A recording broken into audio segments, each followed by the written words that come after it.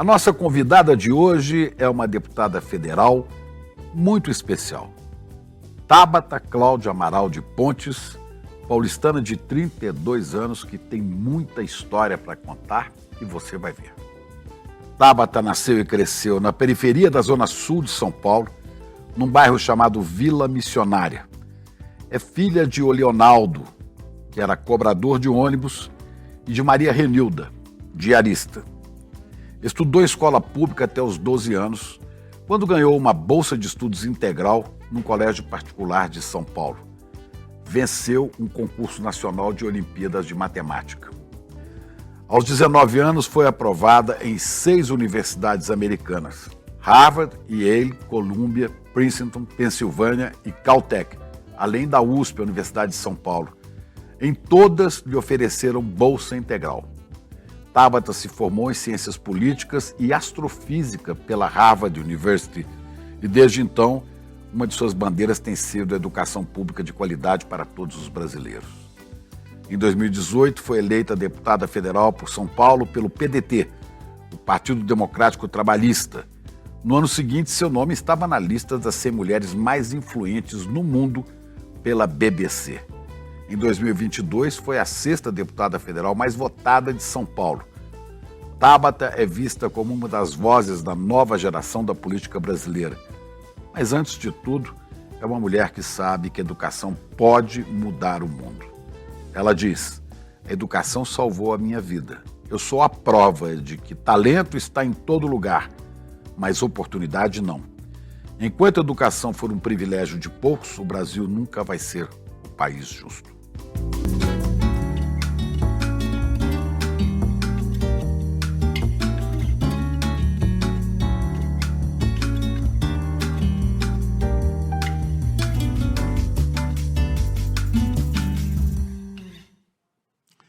Olha, que bom receber aqui Tabata, deputada muito importante deste país e que nos dá esperança de que a política é um caminho e que dá certo, né? Tem que ser. Você acredita na política mesmo, né? Só para dizer que eu sou sua fã e minha família toda também, e eu estou muito feliz de estar aqui. E sim, eu acredito na boa política. Por mais que ela seja rara, por mais que a nossa política como um todo esteja cheia de problemas, para mim política é serviço, é transformação e é por isso que eu estou aqui. Acredito mesmo. Pois é. Agora, é uma coisa muito rara, né? Primeiro, uma moça tão jovem, você entrou na política com 24 anos, né? Uhum. E você é uma moça que nasceu na periferia de São Paulo, né? Como eu disse aqui, filha de um cobrador de ônibus, de uma diarista. As pessoas falam, nossa, e é realmente extraordinário ter sido a 6ª mais votada entre os deputados federais de São Paulo. Como é que começa essa sua história? Acho que as pessoas podiam conhecer melhor a Tabata, né? Você nasceu lá na Vila Missionária. Quem era o seu pai, o Leonaldo, que já nos deixou, tá junto com o meu lá, e a sua mãe? Eu tenho muito, muito orgulho da minha origem e acho que em parte é porque eu cresci sendo ensinada a ter vergonha dela. A acreditar que todos os problemas que a gente enfrentava eram nossa culpa e que a gente deveria se envergonhar disso por alguma razão. Filha de 2 nordestinos. Isso que eu ia falar. Faltou isso na minha apresentação. Acabo de apresentar. Que eu tenho que me amostrar. Que eu sempre falo, filha de uma baiana com paraibano. Você também é filho de um baiano, certo? Baiano com uma mineira. Com uma mineira. Filha da periferia de São Paulo, filha da escola pública. E se eu estou aqui, primeiro porque Deus nos abençoou enormemente e porque eu tive portas de saída da pobreza e de tudo que rodeava a gente. O primeiro lugar que nos acolheu, eu aprendi faz pouco tempo, a gente estava conversando aqui, que é um lugar importante para você também, que foi a igreja. Meu pai era alcoólatra, depois a gente descobriu que ele era dependente químico, e minha mãe tinha muito medo. Enfim, ela engravidou de mim, meu pai não é meu pai biológico, não foi acolhida, foi expulsa de casa, então imagina o que era na cabeça dela criar 2 crianças e uma ocupação na periferia, com um marido que era alcoólatra, todo mundo apontando o dedo pra gente, dizendo que a gente ia ser drogado igual meu pai, todo mundo culpando a minha mãe pelas coisas que aconteceram com ela. Naquela época, a nossa região era muito, muito violenta. Hoje ainda tem muito perigo, mas era muito pior.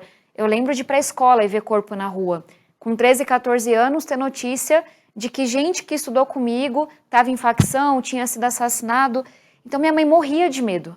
A gente não podia pisar na rua. Era casa, escola, trabalho, acabou. E aí minha mãe, quando eu tinha uns 7 anos de idade, ela encontrou na igreja um refúgio. Que a paróquia é muito importante. Igreja Católica. Igreja Católica. E a partir dos 7 anos de idade, a igreja foi nossa vida. Eu fui coroinha, fui do coral, canto muito mal, mas fui do coral, fui acólita, TLC, grupo de jovens. A igreja dava pra gente tudo aquilo que a comunidade não dava. Um espaço seguro, um espaço de lazer. Carnaval era retiro dormindo na igreja, e eu me divertia que só. Então, a igreja foi esse primeiro espaço seguro para minha família. E aí, na sequência, veio a Olimpíada de Matemática, uma política pública. Eu estava na 5ª série quando ela foi criada. Bom. Claro. Quero saber, mas eu quero voltar a isso aí. Volta. Eu não quero que você passe assim tão rápido. Né? Você falou que o Naldo, o Leonaldo, conhecido pelos amigos como Naldo, não é o seu pai biológico. Não. Como é? Quando ele se casou com sua mãe estava grávida de outra pessoa? Essa Como é que é essa história? Como é que... Essa é uma história um pouquinho complicada. Mas, enfim, eu não conheço meu pai biológico. Minha mãe engravidou. Não foi acolhida quando ela engravidou, então se viu sozinha no mundo. E ela tinha vindo da Paraíba, né? Não, ela tinha vindo da Bahia. Da Bahia. Então, minha mãe veio... O Naldo é que é da Paraíba. Minha mãe veio para São Paulo muito novinha, com 17 anos. Ela é a mais nova de 27 irmãos, então uma família bem numerosa. Ela chegou aqui, alguns irmãos já estavam. Assim que ela chegou, enfim, uma história muito, muito feia, mas ela foi parar na casa de uma mulher que a princípio estava dando abrigo para ela, mas que depois impediu que ela falasse com os irmãos. Essa mulher a colocou, hoje a gente sabe que o nome é esse, trabalho análogo à escravidão, mas o salário da minha mãe ia para essa mulher, minha mãe tinha que limpar a casa para essa mulher, e ela proibia que minha mãe tivesse contato com qualquer pessoa de fora. E aí teve que vir uma outra irmã da minha mãe da Bahia para tirar minha mãe daquela situação. E é bizarro, né? Porque não faz tanto tempo assim. E a gente ouve falar, trabalho análogo à escravidão. Parece uma coisa tão distante. E não foi distante. E aquilo, assim, foi uma chegada muito ruim para minha mãe. E aí, quando ela conseguiu se libertar daquilo, na sequência ela engravidou de mim. Enfim, eu não fui reconhecida pelo meu pai biológico. Todo preconceito contra as mulheres. E ela grávida e sozinha. Foi expulsa de casa. Expulsa? Expulsa de casa. E aí se viu sozinha no mundo. E aí essa mesma irmã que tinha vindo da Bahia, a tia Edith, e que tinha tirado ela daquela situação, conseguiu um quartinho de empregada para as duas morarem. E aí minha mãe conheceu meu pai já grávida de mim, se apaixonaram, o Naldo. Com 6 dias de namoro, foram morar juntos. Isso que é paixão arrebatadora. Doidos, né? Mas os dois são bem doidos mesmo. E aí foram morar na Vila Missionária, num quartinho de aluguel, que era o que eles conseguiam pagar. A missionária fica perto da represa Billings, então era bem distante, bem difícil de acessar com o transporte. E aí meu pai ficou sabendo que uma família tinha ocupado o escadão da rua. E aí eles levantaram uma parede, colocaram uma lona e foram para lá. Sem água, sem esgoto, sem luz, sem nada. Com o sonho de construir uma família. Eu só descobri que meu pai não era meu pai biológico quando eu tinha 16 anos de idade. E eu não acreditava. Porque Você achava que era? Filha favorita, eu brinco que meu irmão é o filho favorito Quantos da minha filhos? mãe. Eu tenho um irmão. E eu sempre fui a filha favorita do meu pai. Eu sou a cara da minha mãe, cuspida, mas eu pareço muito com meu pai de jeito. Essa coisa de ser meio doida, sonhadora, de questionar a desigualdade, de ir pra frente, parece muito com ele. Você fala um pouco do seu pai, do Naldo, né? Que é uma coisa assim parecida, você está falando de religião, né? É um pouco, ele enfrentou um desafio semelhante àquele carpinteiro de Nazaré, né? Encontra uma mulher grávida e casa com ela, né? É o caso de José, né? O Naldo é um pouco José.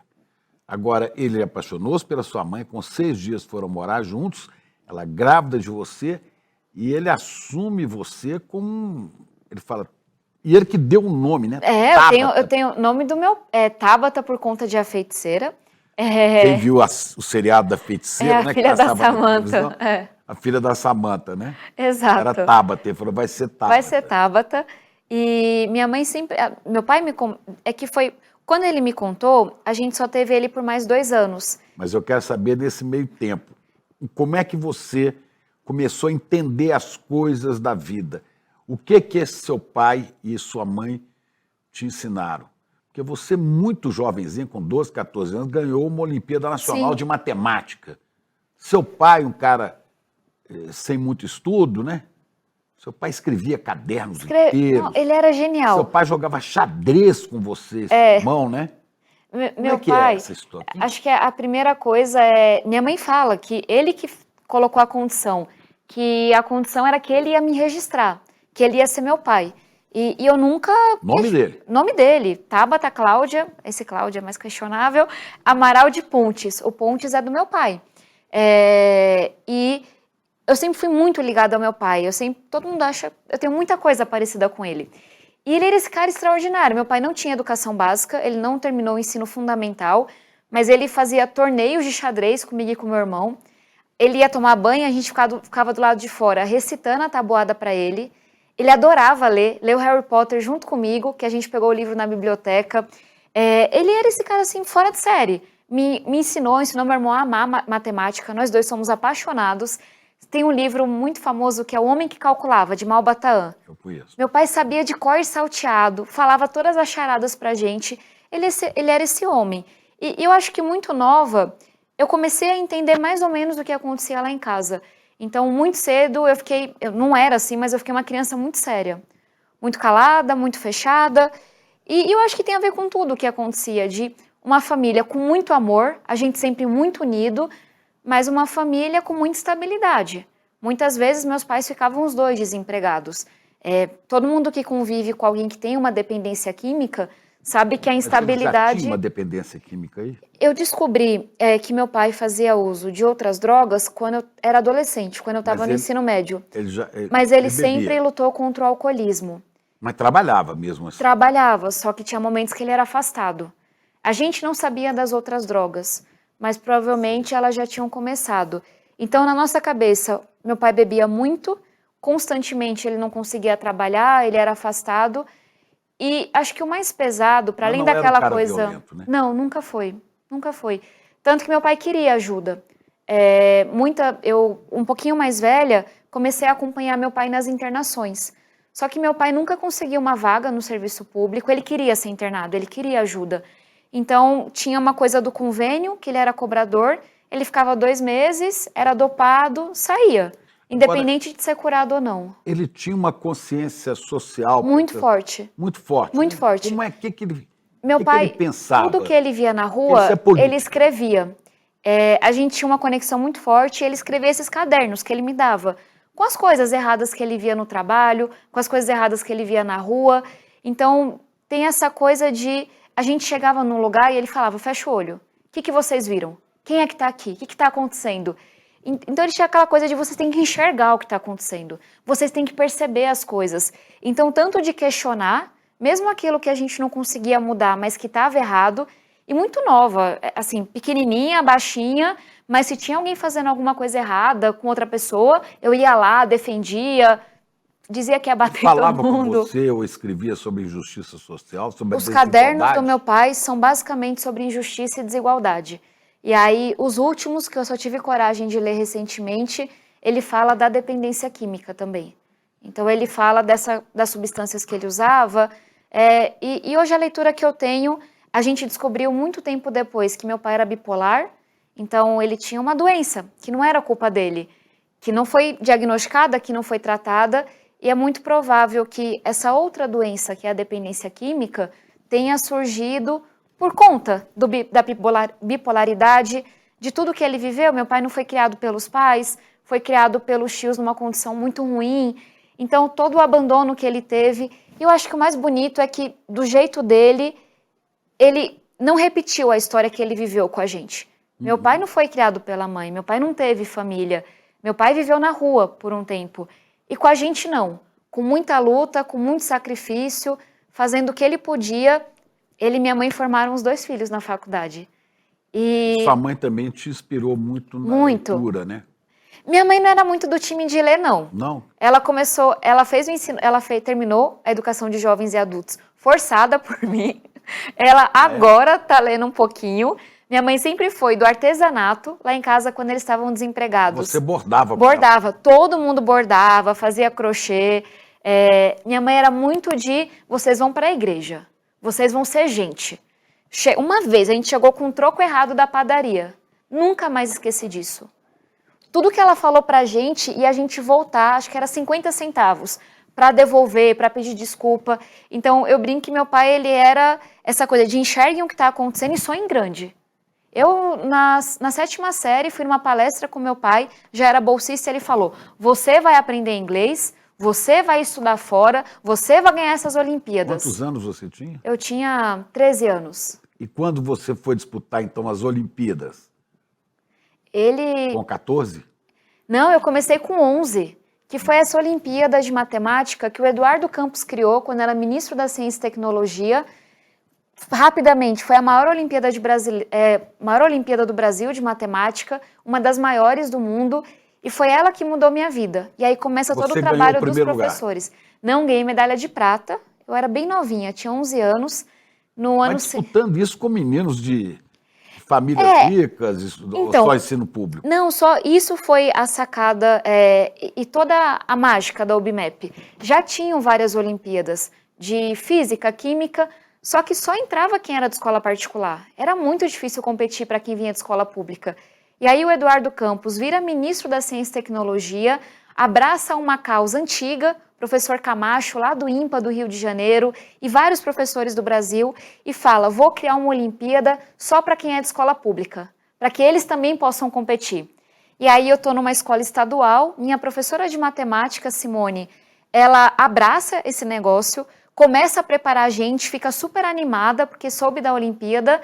2 alunos dela ganharam medalha, um ganhou ouro, eu ganhei prata, novinha, e eu ganhei uma bolsa numa escola particular. E aí minha vida começa a mudar muito rápido. E você foi receber essa medalha lá no Recife? Lá em Recife. Foi a primeira vez. Mãos de Eduardo. Foi. Dessas coisas da vida. Você não conhecia o filho dele, né? Não, o João era um menino. Joãozinho, né? Tinha 11 anos também. Que hoje é o seu namorado. Que hoje é meu namorado. Que é o prefeito. Foi a primeira vez que eu entrei no avião na vida, com 12 anos, 13 anos. E imagina, para uma menina que vem de uma ocupação, que não sabia o que era um restaurante, o que era nada, o que era a Paulista, de repente entra num avião com os meus professores. E nessas coisas, minha mãe tinha muito medo, né? Ela não deixou, não autorizou a viagem para Recife. Ela é uma filha minha, entrar num avião sozinha e não sei o quê. Meu pai foi lá e autorizou sem ela saber. Ela descobriu na véspera da viagem. Quando eu ganhei a bolsa no Etapa e os cursos de matemática, ela morrendo de medo, que tudo o que aconteceu com a minha mãe. E meu pai ia lá e autorizava, e dizia que eu tinha que fazer mesmo. Então, minha mãe era quem cuidava e meu pai era quem empurrava e falava. Eu, para aprender a andar de bicicleta, ele pegou uma ladeira, empurrou e falou, vai aprender. Segura. Eu caí, bati numa caçamba, mas aprendi a andar de bicicleta.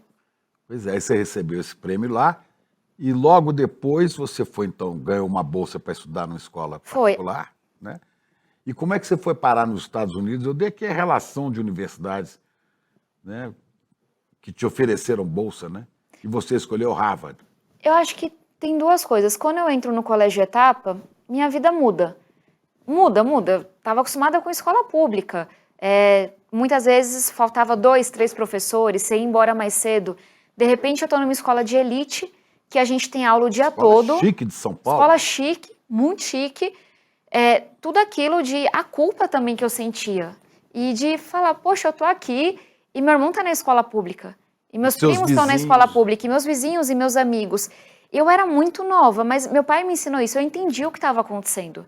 Eu entendia que minha vida tinha mudado por conta daquela bolsa, daquela oportunidade. Então, de um lado, tinha uma pressão de eu não posso dar errado. Eu não posso não fazer tudo. E eu entrei de cabeça, eu participei de 40 competições. Fui para 5 competições internacionais. Sempre a única mulher, porque tem essa questão, né? Que fui logo me preparando para o que ia vir na política. Mas assim, eu me joguei porque aquela era a tábua de salvação, não só para mim, mas para minha família. Eu fui a primeira da minha família a terminar o ensino médio. E aí veio a minha mãe, e aí veio meu irmão, que a gente também forçou a fazer cursinho, fazer faculdade. A educação mudou tudo pra gente. Mas por um lado tinha essa culpa de me perguntar, Deus, por que eu? Por que eu tô aqui e eles não? Por que eu tô tendo tudo isso e eles não estão tendo nada? E aí vem a questão da formação da igreja. Porque com 14 anos, eu tinha muito trabalho social na igreja. Tinha semana que os vicentinos levavam carne, comida pra gente. Na outra era eu que estava arrecadando coisa no bairro para ajudar quem precisava mais. Igreja de periferia tem isso, a gente se ajuda, a gente dá um jeito. É uma igreja verdadeira, É. menos instituição, né? É. E mais igreja do Evangelho de Jesus. Isso que eu ia falar, é a igreja do que Jesus ensinou. A gente está aqui para se ajudar, a gente está aqui para acolher quem é mais excluído. E aí, tudo isso que eu tinha vivido na igreja, eu tento levar para a educação. Então, com 14 anos, assim, metida besta, né? Eu já tenho essa cara hoje, imagino com 14 anos. Convenço outros alunos e professores do Etapa e a gente começa a ir para a escola pública dar aula de final de semana. E aí começou todo esse meu trabalho social na educação de não importa que eu não estou formada, não importa que eu sou nova, eu vou fazer alguma coisa, porque não pode morrer em mim tudo isso que eu estou recebendo. Eu tive umas oportunidades, Eu preciso, porque senão eu vou ficar louca. aproveitei oportunidades, não pode ser só para mim. E tinha essa coisa de, quando eu falo senão eu vou ficar louca, é muito real. Se eu não fizesse algo, como é que eu ia lidar com aquela culpa, com aquele questionamento? Eu estava vendo a desigualdade ali. Por conta de tudo que a educação me deu, eu fui para a Polônia numa competição, eu fui para a China, eu fui para a Turquia, eu aprendi inglês. Eu estava acessando... Tudo isso novinha? Novinha, antes de terminar o ensino médio. Eu comecei a sonhar em estudar fora do Brasil, eu passei em física na USP. Todo esse mundo que eu nem sabia que existia. E qual era o seu sonho? Não era ser uma menina rica, né? Não. Pelo visto, não, né? Minha família já desistiu. Pois é. Eu brinquei me entregar. Qual era o seu sonho nessa época? O sonho foi mudando. Quando eu ganhei a bolsa no Etapa, meu sonho era ser matemática. Porque tinha essa coisa de a matemática me trouxe aqui, eu vou trabalhar com isso. Aí eu comecei a sonhar em ser astrofísica. Me apaixonei pelos cosmos. Eu acho que misturava assim essa coisa da conexão com Deus, do encantamento. Eu sou até hoje apaixonada. Universo, galáxias, nerd pra caramba também. Então eu queria trabalhar com isso. Só que aí, conforme eu fui tendo uma compreensão maior da desigualdade, veio surgindo essa coisa de eu quero trabalhar com educação. Isso que eu faço de final de semana, isso aqui vai ser também o meu trabalho. E aí eu tentava conciliar a astrofísica com a história de educação. E aí quando meu pai morreu, aí acabou pra mim. Pera, mas aí você tinha quantos anos? 18 anos. Você já estava na faculdade? Não, eu fazia física aqui na USP, em São Paulo, era professora, trabalho desde muito nova, mas eu era contratada de química, astronomia, cursinho vestibular, ensino médio, então estava contratada como professora, e aí fui aceita em Harvard, dia 8 de março. Mas você já estava na USP? Estava na USP, porque lá... Você fez vestibular de quê? Física. De física. Queria ser astrofísica até então. Aqui começa no começo do ano, lá as aulas começam no segundo semestre. Então eu estava fazendo a USP, esperando o resultado das faculdades americanas. E aí, dia 8 de março, veio o primeiro resultado, que foi de Harvard. E aí... Internacional da Mulher. Nossa, eu nunca fiz esse link total. Exatamente. Tão óbvio, porque é um dia de luta para mim. Claro. Mas eu nunca tinha feito essa conexão. E aí, 4 dias depois, a gente perdeu meu pai. De uma forma muito, muito trágica. E aí... Eu acho que seu pai talvez tenha entendido, cumpri a minha missão. Né? Ele chegou a dizer isso para mim, eu cumpri minha missão com você. Enfim, e aí talvez ele acreditasse que eu ia dar conta do resto, mas... Quando você fez 16 anos, no dia do seu aniversário, ele contou para você que ele não era seu pai biológico. Foi, aí foi quando eu entendi tudo, assim. Meu pai já estava usando crack, e o crack destrói a pessoa neurologicamente, fisicamente, muito rápido.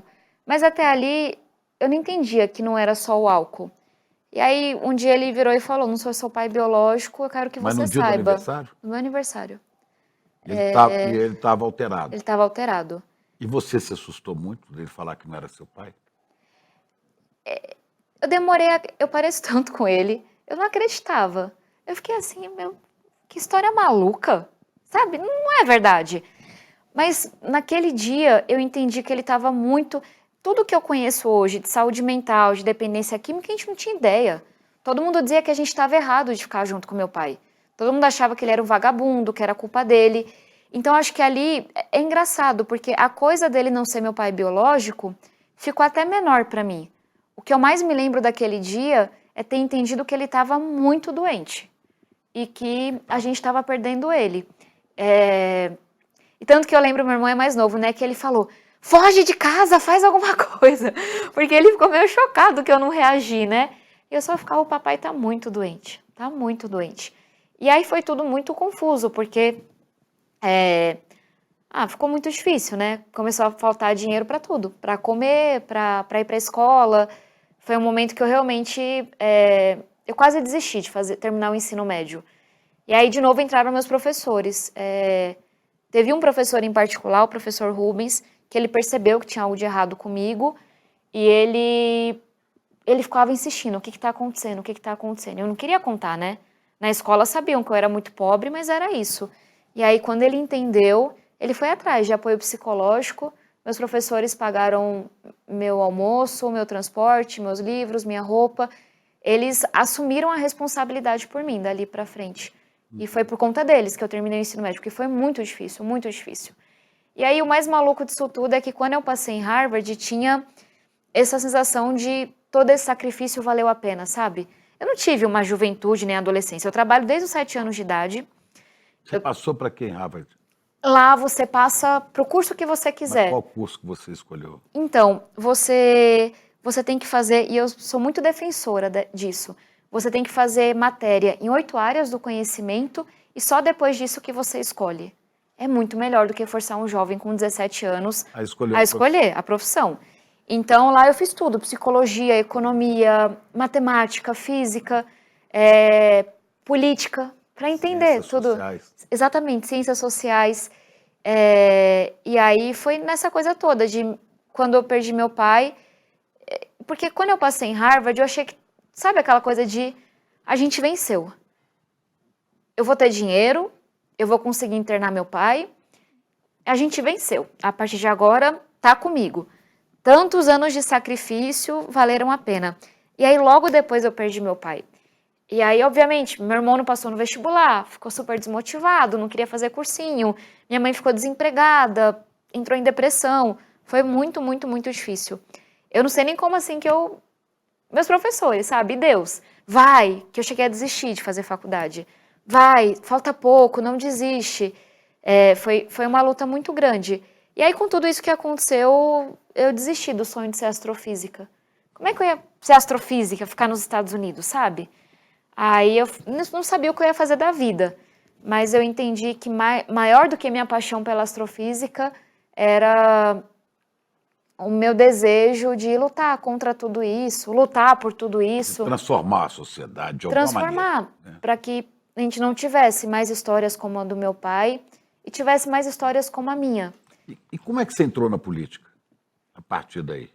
Aí foi outra. Minha história é uma novela mexicana. Essa novela que eu trabalho com educação desde os 14 anos. Dando que eu dou aula, que eu tenho um projeto social. Então, na faculdade, eu continuei com o trabalho com educação, mas aí eu fui fazendo uma transição para um trabalho mais político mesmo. Antes dos Estados Unidos? E isso começou mais quando eu passei em Harvard, que eu tive essa coisa de eu vou trabalhar com educação. Não vou ser astrofísica, vou trabalhar com educação. Eu passei a faculdade toda trabalhando com o movimento social aqui do Brasil. Dei muito trabalho para muito político, protesta, abaixo-assinado, questionamento, debate. Ia para manifestações? Tudo. E eu não era ligada a nenhum partido. Eu tinha muito, essa coisa de partido para mim era uma coisa muito negativa. Eu venho de uma ocupação na periferia de São Paulo. O primeiro encontro que eu tive com partido foi com gente que era ligada ao crime organizado. Então demorou muito para eu achar que cabia coisa boa na política. Mas era político o que eu fazia, só que era uma política de fora. E foi nessa coisa, a gente criou o Mapa Educação, comecei a me juntar com muita gente, a gente criou o Acredito, mas foi assim, como eu comecei cedo, foi uma longa trajetória para eu entender que o meu trabalho era político, para eu entender que a minha luta era política. Política era isso, né? Política era isso, por mais que não fosse isso que eu visse lá em Brasília.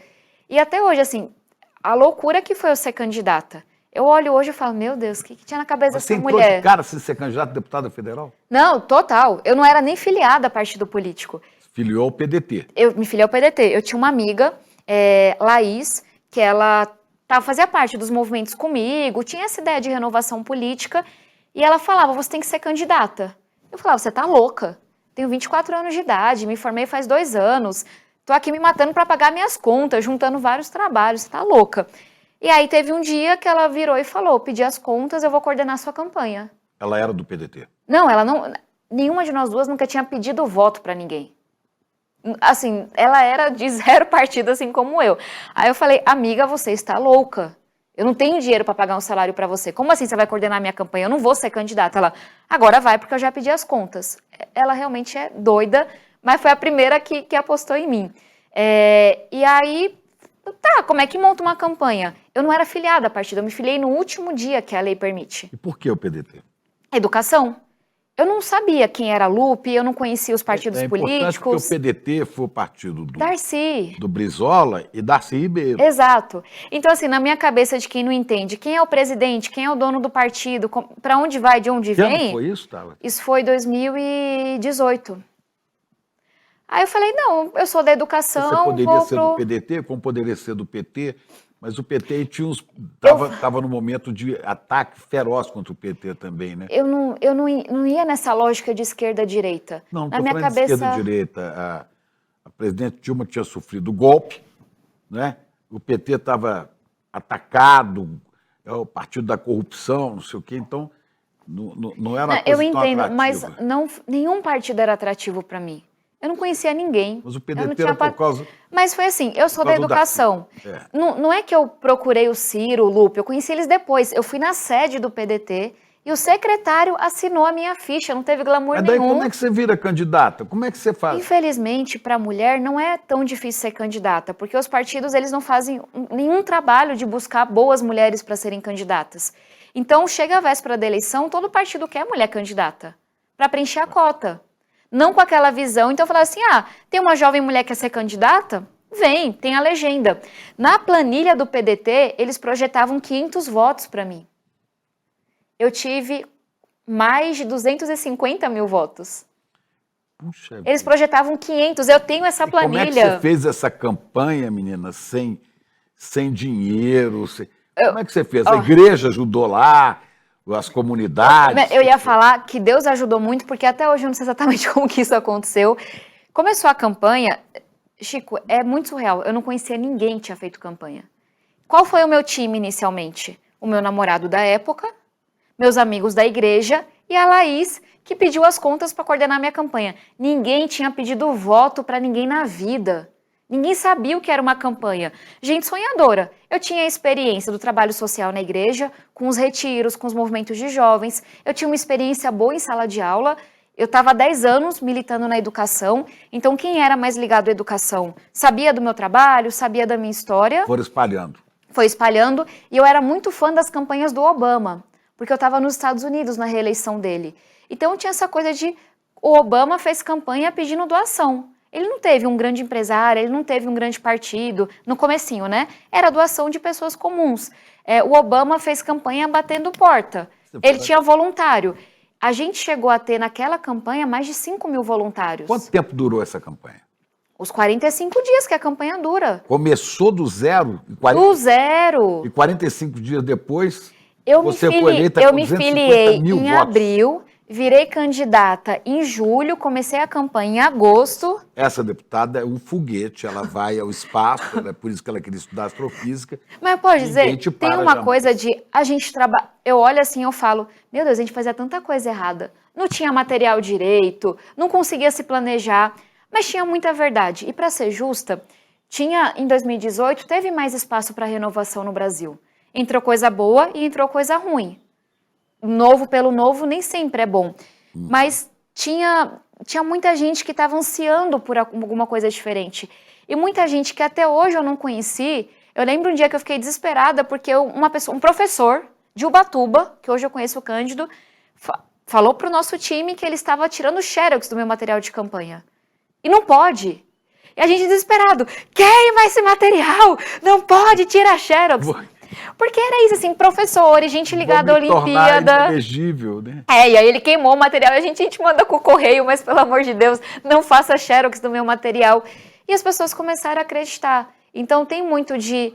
Eu realmente acho que Deus abençoa, abre um espaço. Como é que você chegou com 24 anos na Câmara dos Deputados, cheio de gente esperta, de macaco velho, de picareta, de tudo. E de gente admirável também, né? Chico, assim que eu cheguei no Congresso... Você é a mais jovem que eu entrevistei aqui. Agora eu tenho enorme admiração pela mais velha, que sentou aí Erundina. com 90 anos, Erundina. Eu também. E como você, motivada pela educação. Exato, exato. Convidou Paulo Freire para ser secretário dela. Eu tenho muita admiração e muito carinho por ela. Você assista a nossa entrevista com Vou Erundina. vou ver. Chico Pinheiro entrevista Erundina, Luiz Erundina. Não, demais. Foi no e ela aniversário sabe, dela também, para você saber. Olha, ela sabe, eu tive uma conversa muito inspiradora com ela antes da campanha, ano passado. Quando você e ela chegou sabe lá, da minha admiração. Quando você chegou lá no Congresso, você se aproximou dela? Como é que entra? Não, eu fiquei muito sozinha no começo, porque é isso, ninguém entendia quem eu era. Perguntava, é casada com alguém importante? Não. É filha de alguém importante? Não. Tem padrinho político? Não. É de rede social? Não, não tinha Twitter quando eu fui eleita. E aí ninguém entendia. E era assim, quem é essa menina? E era muito quem é essa menina mesmo. Menina de 24 anos? Então, assim, o preconceito, os assédios, os xingamentos, as ameaças, rasteira. É que eu também sou muito garruda. E você levou seu time de assessoras, né? Nós éramos poucos, mas quem estava comigo na campanha a gente foi.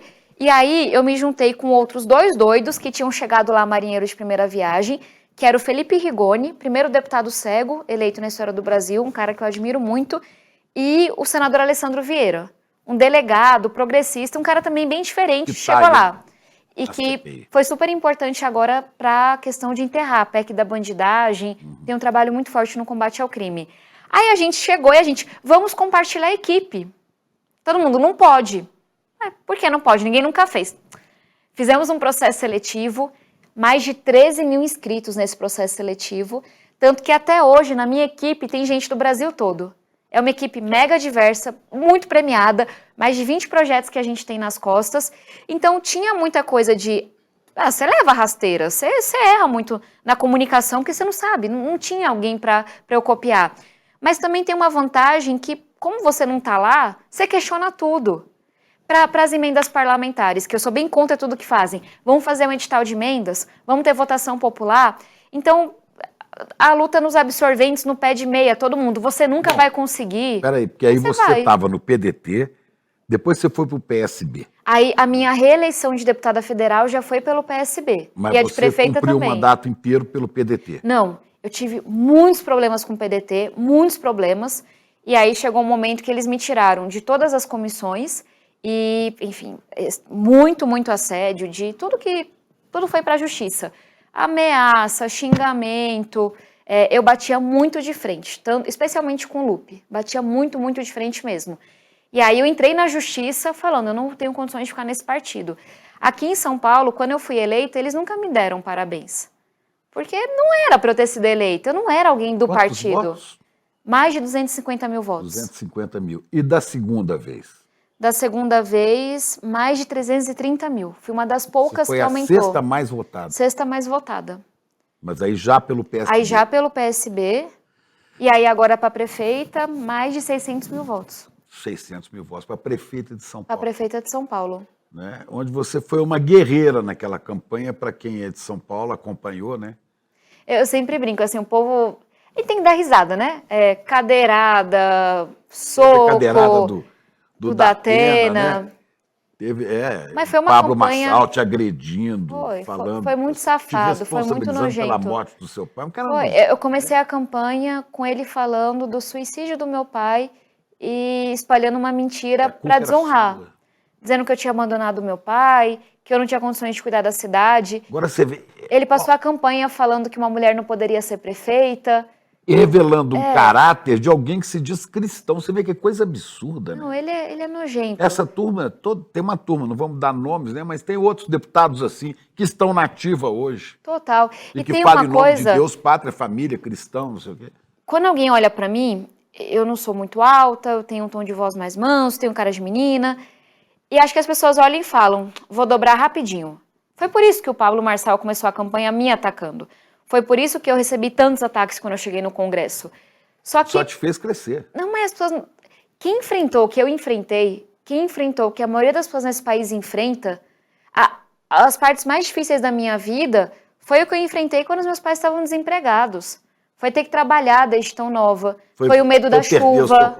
Foi ter perdido meu pai do jeito que eu perdi. Foi ter procurado ajuda e nunca encontrado para ele.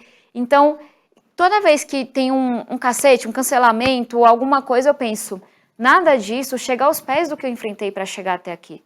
E não é para dizer que você não vai ser humilde, mas é para dizer, eu vou dobrar a cabeça para esse homem, eu vou bater continência. Então, muito do que eu fiz no Congresso, do pé de meia, dos absorventes, dos projetos... Você que fez o projeto do pé de meia. Eu que fiz o então, projeto fala do pé desse de meia. projeto para nós. Mas só para concluir, foi assim na campanha à Prefeitura de São Paulo. Pablo Marçal, ele conseguiu desestabilizar todo mundo, menos a mim. E ele vinha com as mentiras, com a sujeira dele. E eu bati de frente. Que canalha. E eu expus a entrada do crime organizado na campanha aqui em São Paulo. E eu fiz as denúncias.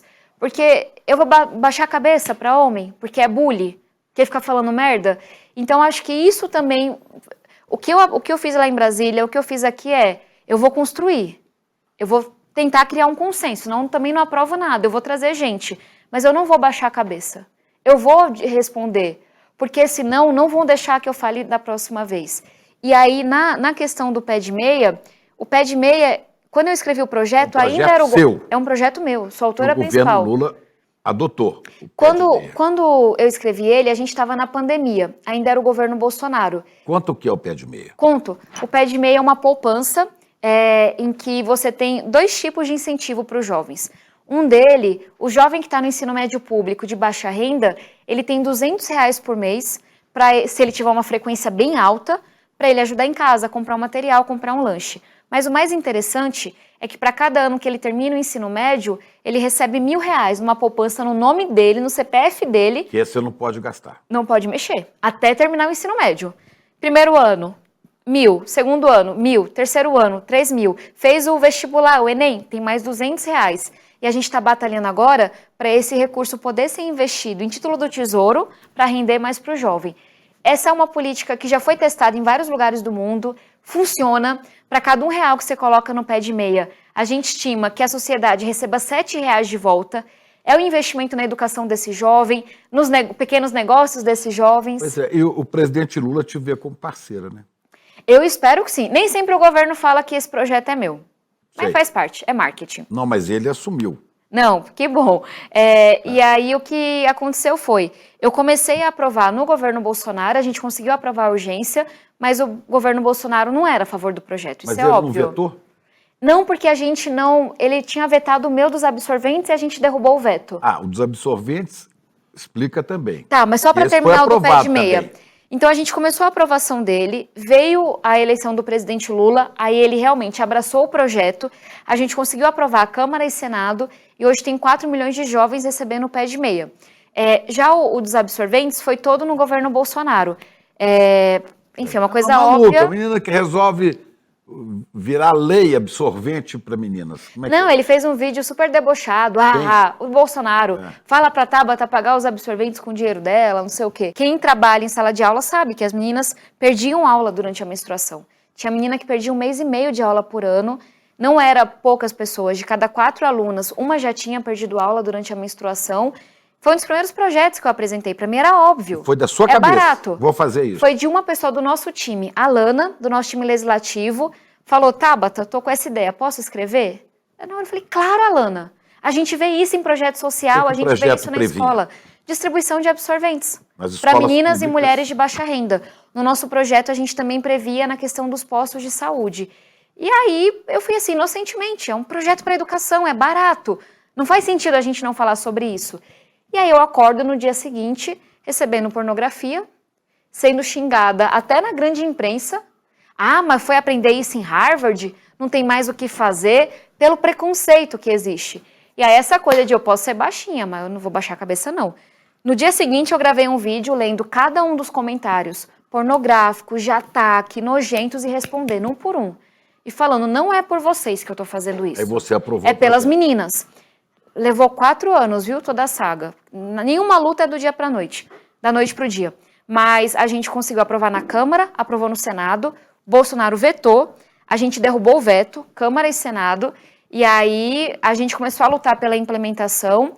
Quando foi fraquinha no começo, quando veio o governo Lula, aí a gente começou a lutar para ampliar o programa. Hoje são milhões de meninas e mulheres. Hoje, quantas que escolas recebem? São duas... Primeira coisa, meninas e mulheres do Brasil todo, de baixa renda, podem pegar o absorvente na farmácia popular. Agora, a nossa luta é para que seja no posto de saúde também.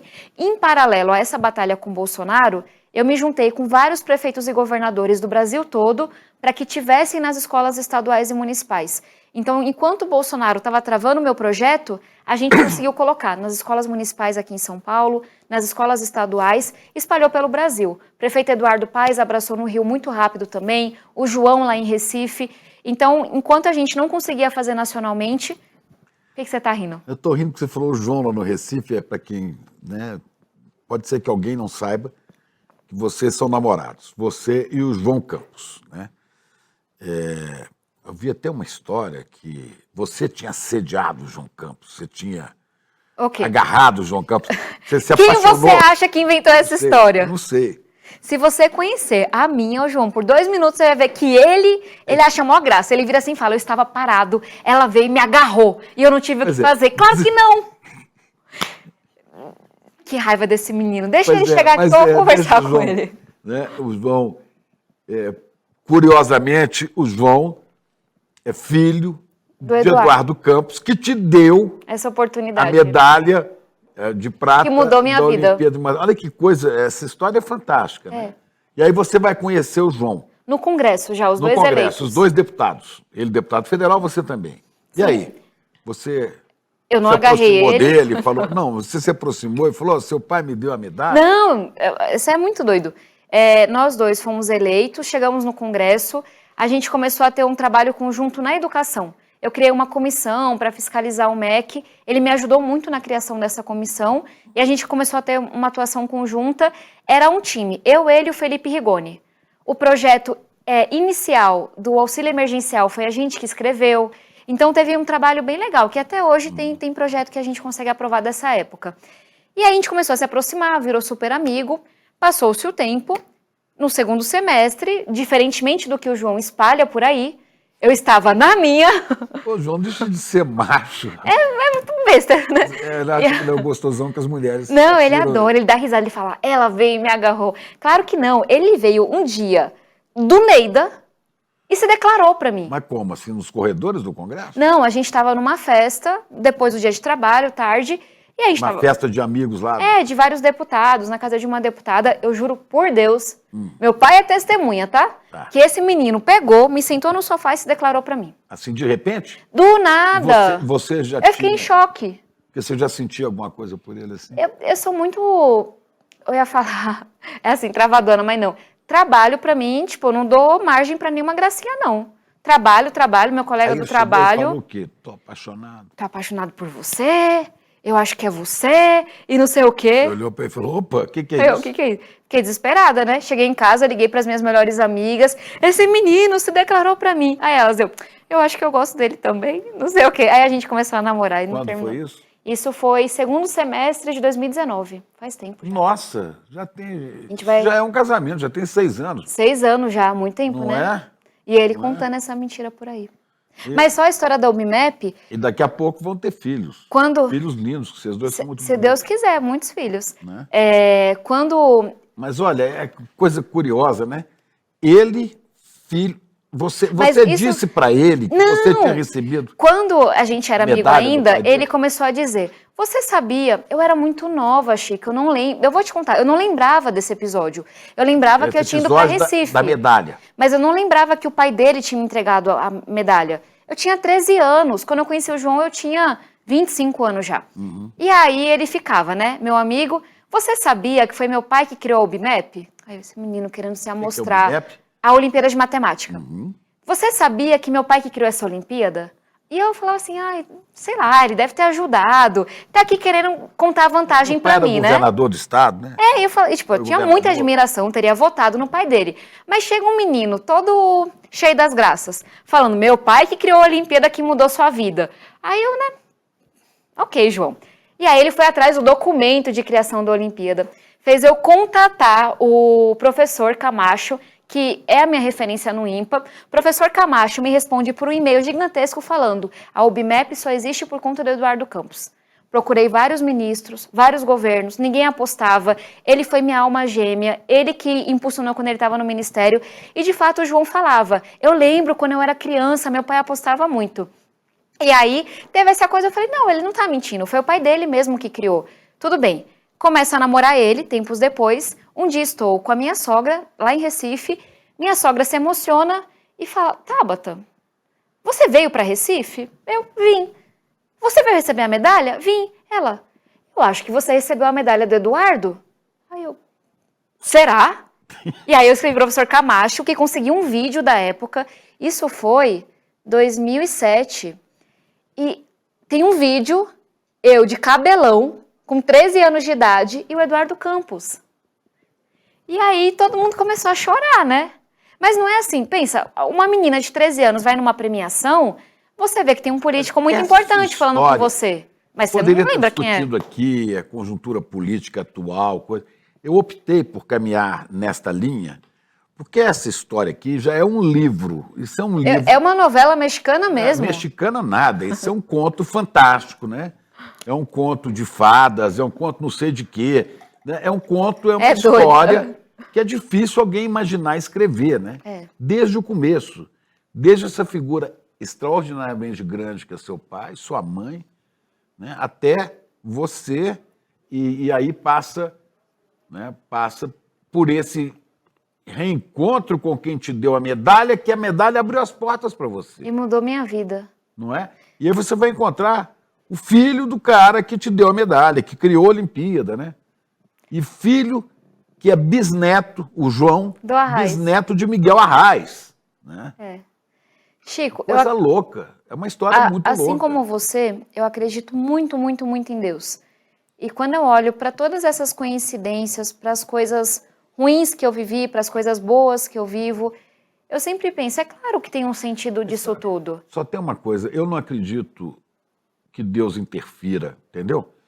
Porque senão eu vou achar que ele arranjou o caminho para você, mas por que não arranja para o outro? Não, mas não é isso que eu quis dizer. Eu penso na minha fé, né? O Criador ama todas as suas criaturas. Agora, as pessoas crescem, não é por meritocracia. Você acredita em meritocracia? Não. Eu também não. Eu acredito que as pessoas crescem quando a elas, né, são dadas oportunidades. E às vezes é por acaso que acontece. Eu acredito em propósito. Eu acredito que a gente tem missões a cumprir aqui na Terra.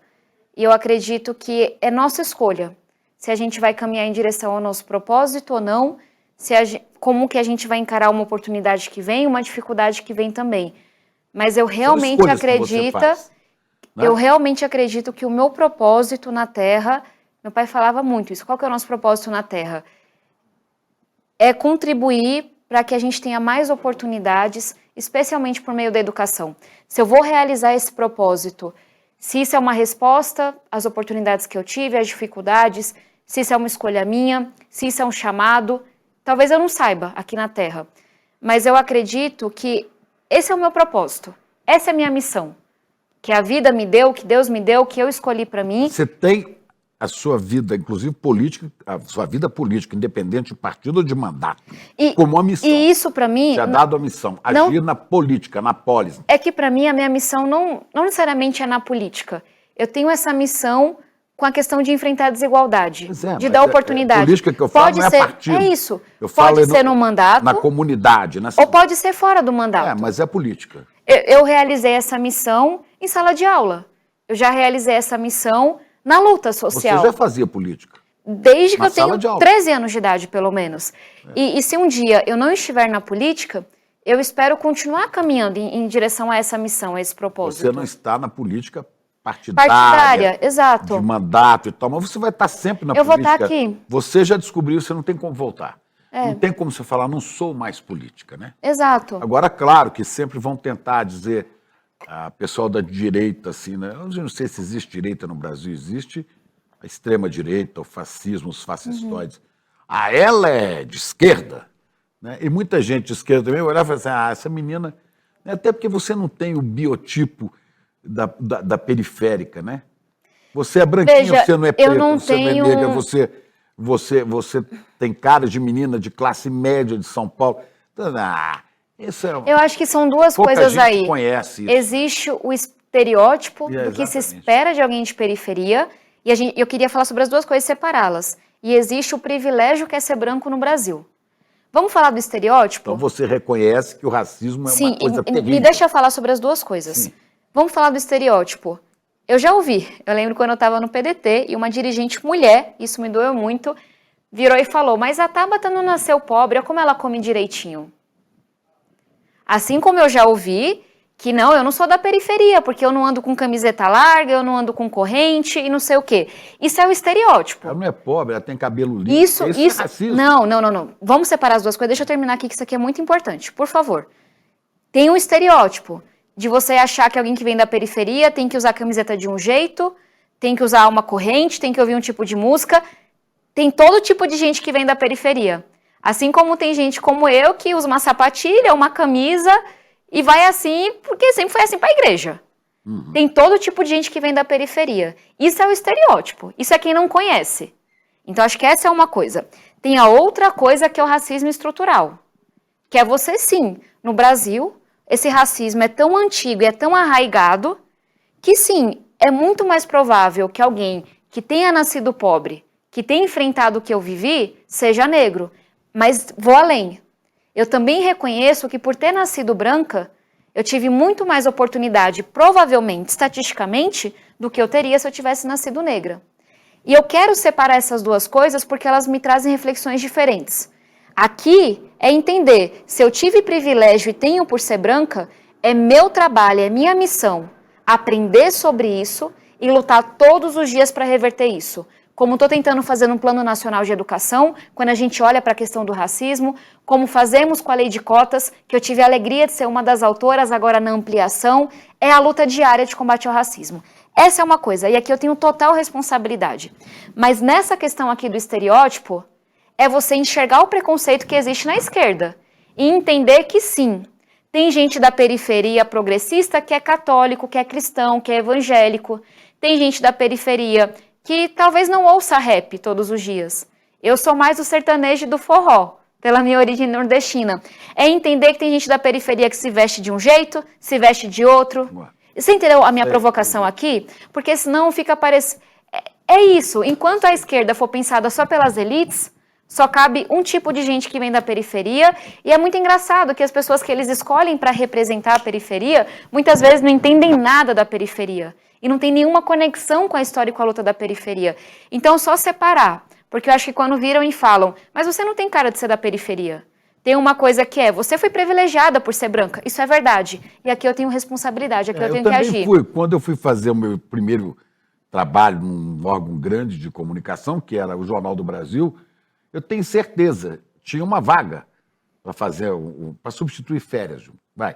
Tivesse eu e um sujeito até mais bem preparado que eu, negro, a vaga seria dada para mim, porque isso está mais ou menos implícito, né? Mas se a extrema-direita ameaça todo ano, vai ameaçar de novo no ano que vem. Vamos de novo separar as coisas, porque senão a gente não entende as críticas que vêm do outro lado.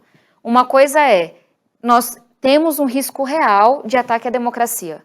A tentativa de golpe que a gente viu no começo do governo Lula não é brincadeira, não foi inventada. Foi extrema-direita. Queriam, de fato, acabar com a democracia. Queriam, de fato, assassinar Lula, Alckmin, Alexandre de Moraes e por aí vai. Queriam, de fato, acabar com o nosso regime democrático.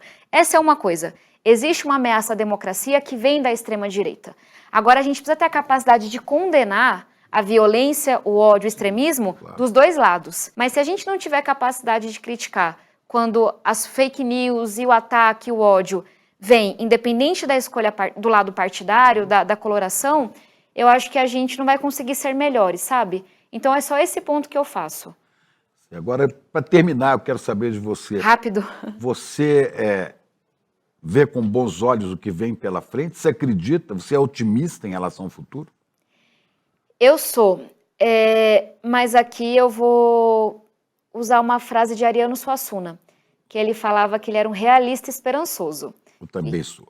Pois é isso, eu sou uma realista Você esperançosa. não é pessimista por quê? Eu não sou pessimista Porque eu acho... Porque o pessimista é um tolo, como ele dizia. Mas eu não sou pessimista porque eu acho que pouco a pouco está mudando a cara do poder no Brasil. Eu espero que o Pé de Meia dê uma contribuição para isso. E eu acredito que quando o nosso poder... Pé de meia é uma mão na roda, como a gente dizia lá em Minas. Exatamente.